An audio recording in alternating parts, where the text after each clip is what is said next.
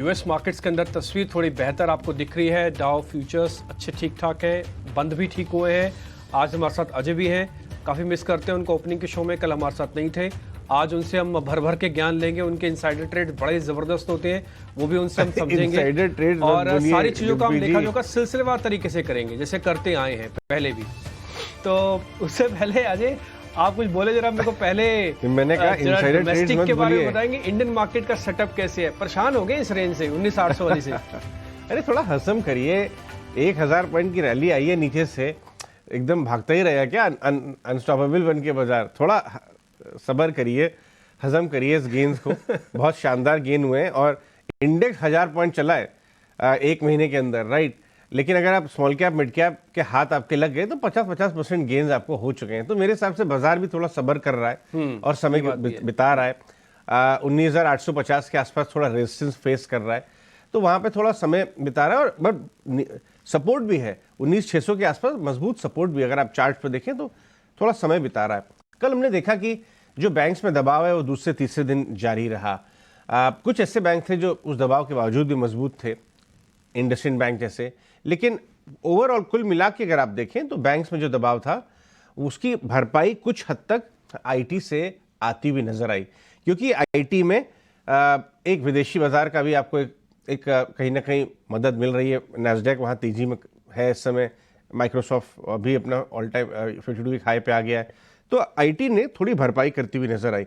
लेकिन ओवरऑल बाजार शांत था, मैं कमजोर नहीं कहूँगा लेकिन शांत था, क्योंकि निफ्टी और बैंक निफ्टी तो आपको थोड़े फ्लैटिश माइल्ड नेगेटिव बंद हुए। लेकिन मिड कैप स्मॉल कैप में भी बहुत फायरवर्क्स नहीं थे, क्योंकि आप फायरवर्क्स अभी दिवाली में देख चुके हैं। 3-4 दिन आपने जबरदस्त स्मॉल कैप मिड कैप में फायरवर्क्स देखे। तो मैं ये कहूँगा कि थोड़ा शांत था बाजार, ट्रिगर ढूंढ रहा है। मेरे हिसाब से आज शाम को जो फेड मिनट्स आएंगे वो शायद एक ट्रिगर पहुंचा सकते हैं, क्योंकि ये भारतीय मार्केट के लिए भी इंपॉर्टेंट होंगे। इंश्योरेंस पोजीशन, इंश्योरेंस स्टॉक्स में हमने 2-3 दिन से लगातार फ्रेश लॉन्ग पोजीशन होती हुई देखी है, इस पर आप नज़र बना के रखिए। ऑटो में शॉर्टिंग हो रही है, इनफैक्ट ऑटो में कल तो हमने अच्छी खासी अनवाइंडिंग देखी। अगर आप ऑटो इंडेक्स को देखें, कुछ स्टॉक्स को देखें, आयशर, टीवीएस मोटर्स, सब डेज लो तरफ बंद हुए, क्योंकि वहाँ पे अच्छी अनवाइंडिंग होती हमने देखी है।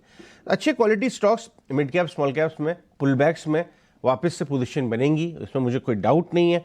इनफैक्ट कल गोल्डमैन ने एक बहुत अच्छा नोट निकाला है, 22,000 के करीब इंडेक्स का टारगेट दिया है अगले साल का। लेकिन उससे ज़्यादा पॉइंट जो मैं बताना चाहूँगा जो गोल्डमैन कह रहा है, क्योंकि वो इकोनॉमिक्स जो इकोनॉमिस्ट हैं गोल्डमैन के, उनका नोट है, वो ये कह रहे हैं कि अभी से इलेक्शन के बीच में आपको पब्लिक सेक्टर स्पेंडिंग दिखेगी, यानी सरकारी बड़े बड़े प्रोजेक्ट्स।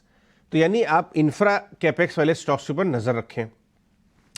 चुनाव के बाद आपको प्राइवेट कैपेक्स क्लियर होता हुआ नजर आएगा, बढ़ता हुआ नजर आएगा। तो यानी कैपेक्स वाला माहौल 6-8 महीने साल भर जारी रह सकता है। और कैपेक्स वाले जितने भी स्टॉक्स हैं, इंफ्रा जहां पे लगा हुआ है, जो ईपीसी कंपनी करती हैं, सीमेंट सप्लाई करती हैं, आईटीडीसी सीमेंटेशन जैसे, आप तमाम आपके सड़क वाली बड़ी कंपनियां, उन पर नजर बना के रखिए आप। और दूसरी बात वो ये भी कहते हैं कि सितंबर अक्टूबर में रेट कट आएगा। अगर रेट कट आता है तो इंटरेस्ट रेट सेंसिटिव स्टॉक्स उसके 6 महीने पहले चलना शुरू होते हैं। उसमें हम आगे बातचीत करेंगे इन द शो। लेकिन कुल मिला के बाजार देखें तो समय बिता रहा है बाजार, बहुत बड़ा कोई इमीडिएट ट्रिगर नहीं नजर आ रहा है। तो ये भारतीय बाजारों के लिए सेटअप हो गया। लेकिन अगर हम विदेशी बाजारों की बात करें तो अमेरिका के संकेत ठीक ठाक हैं। डाउ में 200 अंकों की तेजी है। आईटी स्टॉक्स में जिस तरह से स्ट्रेंथ आई है, नेस्डैक में हमने ये बढ़िया रिकवरी देखी है।